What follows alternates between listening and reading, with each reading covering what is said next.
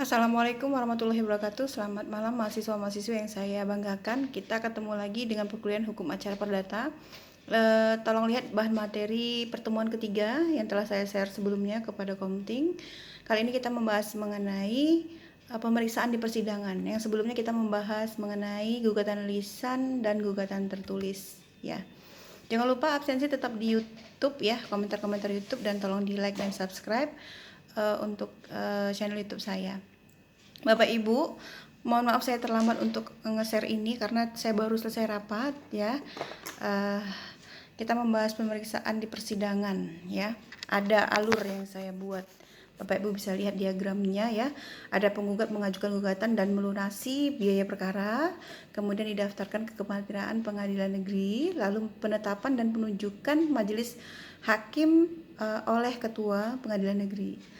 Ya, kemudian majelis hakim ini menetapkan tanggal hari sidang, kemudian memanggil para pihak pada hari sidang dengan membawa saksi-saksi dan bukti-bukti. Selanjutnya penyerahan surat panggilan sidang dan salinan surat gugatan kepada para pihak oleh jurusita. Ya, selanjutnya jurusita menyerahkan risalah atau relas panggilan kepada majelis hakim, kemudian pelaksanaan pemeriksaan di persidangan. Jadi itu ya alurnya untuk pemeriksaan di persidangan. Baik, Bapak Ibu, selanjutnya kita membahas mengenai putusan gugur. Ternyata ada juga putusan gugur ya, bukan hanya daun saja yang gugur, ternyata putusan juga gugur ya. Jadi suatu perkara perdata dapat diputus secara yang pertama namanya kontradiktoir ya, kedua belah pihak hadir di persidangan, atau yang kedua di luar hadirnya salah satu pihak yang berperkara ya.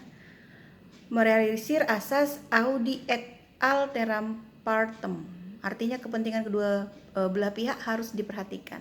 Jadi boleh diputus dengan kedua belah pihak ada ataupun salah satu pihak ada ya. Apabila ini terjadi, maka harus memperhatikan yang pertama, apabila penggugat tidak datang pada hari sidang yang ditetapkan dan tidak pula mengirim wakilnya menghadap meski telah dipanggil secara patut oleh jurusita. Jadi maka dapat dilakukan pemanggilan kedua. Ini dasar hukumnya ada di pasal 126 HIR dan pasal 150 RF ya. Kemudian apabila setelah pemanggilan kedua penggugat atau wakilnya tidak hadir sedang tergugat hadir, maka untuk kepentingan tergugat haruslah dijatuhi putusan ya. Dalam hal ini gugatan penggugat dinyatakan gugur serta dihukum membayar biaya perkara. Ini ada juga dasar hukumnya di pasal 124 HIR. Kemudian dalam putusan gugur ya, isi gugatan tidak diperiksa. Sehingga putusan gugur itu tidak mengenai isi gugatan. Kemudian kepada penggugat diberi kesempatan untuk mengajukan gugatan lagi dengan membayar biaya perkara. Ya, apabila penggugat pada hari pertama sidang hadir, tapi pada hari sidang berikutnya tidak hadir, maka perkara diperiksa secara kontradiktoir. Apa tadi artinya? Artinya kedua belah pihak hadir di persidangan. Jadi ada ada hal yang berbeda dan bisa diputus tanpa adanya kedua belah pihak ya. Ini ada syarat dan ketentuan berlaku nih ya yang tadi saya sebutkan.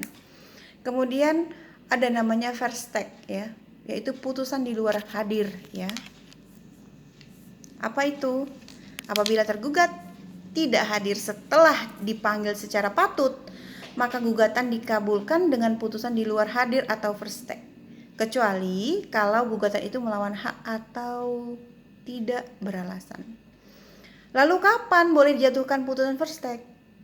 Kita lihat di pasal 125 HIR ya. Pasal 149 RBG ada dua pendapat.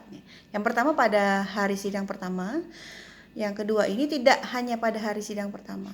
Jadi di pasal 126 HIR ini memberi peluang pemanggilan kedua gitu ya. HIR tidak mewajibkan tergugat untuk datang di persidangan.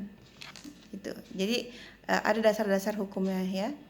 Kemudian putusan verstek ini tidak berarti selalu dikabulkannya gugatan penggugat, karena pada hakikatnya lembaga verstek bertujuan merealisasi asas audi et alteram partem. Sehingga seharusnya secara ex officio hakim harus mempelajari isi gugatan. Jadi yang pertama ini jika gugatan tidak bersandarkan dengan hukum, yaitu apabila peristiwa-peristiwa sebagai dasar tuntutan tidak membenarkan tuntutan, maka gugatan akan dinyatakan tidak diterima. Putusan tidak diterima ini bermaksud menolak gugatan di luar pokok perkara. Jadi sehingga di kemudian hari penggugat masih dapat mengajukan lagi gugatannya. Jadi itu tujuannya.